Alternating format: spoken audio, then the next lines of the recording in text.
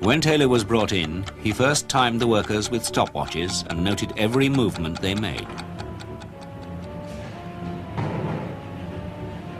In a famous experiment at an ironworks, he reorganized a worker called Schmidt.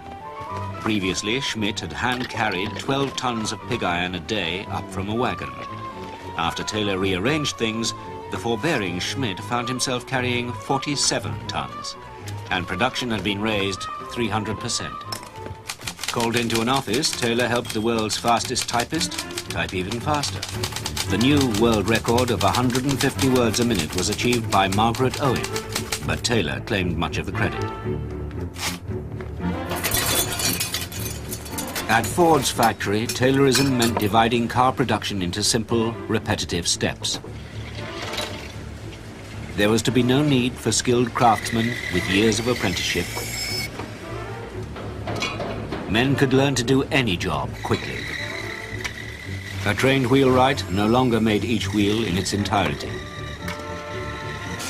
Wheel making was broken down into almost 100 stages, done by different men at different machines.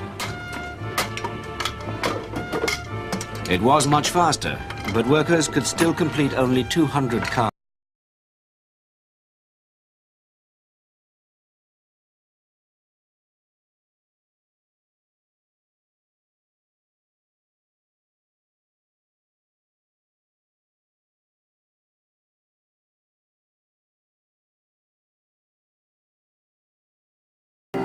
In those days, each car was built from the frame up on stationary wooden horses.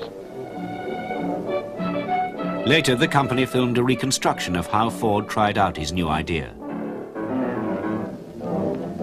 Henry Ford watched it for a while, then he had an inspiration. Instead of moving the men past the cars, why not move the cars past the men?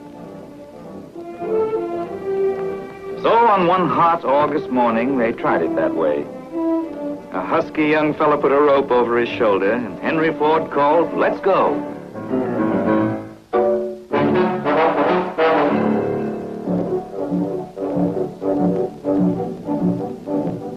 And at that very moment, as the workmen began to fasten the parts onto the slowly moving car, the assembly line was born.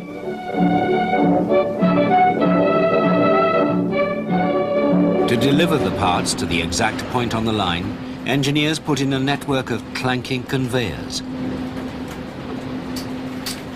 They were running for the length of the building, like carrying the parts. Instead of you carrying it by hands, why the conveyors would carry it on the lines, and it was really marvelous the way things moved.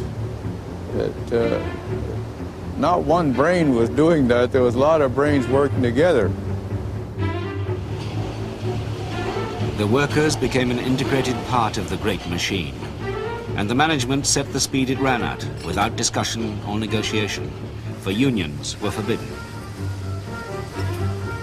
The men faced new pressure as the final assembly line beat out the rhythm for the whole factory. There was no way they could stop or slow it down.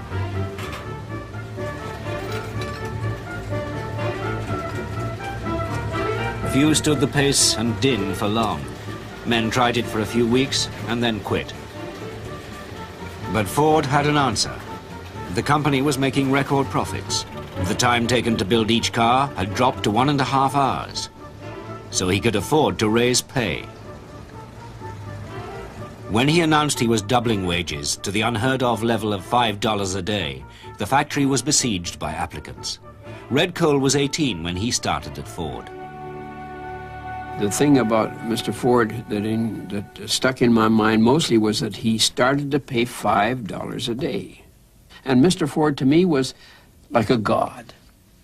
He was like a god, and because he had control of so many thousands of people, and he had them in such order, the lines, the production lines, the coming and going, the shifts, 3 shifts, 8 hours each shift, days, afternoons, and midnights. And everything to me was so clockwork that I was so proud to be a part of it.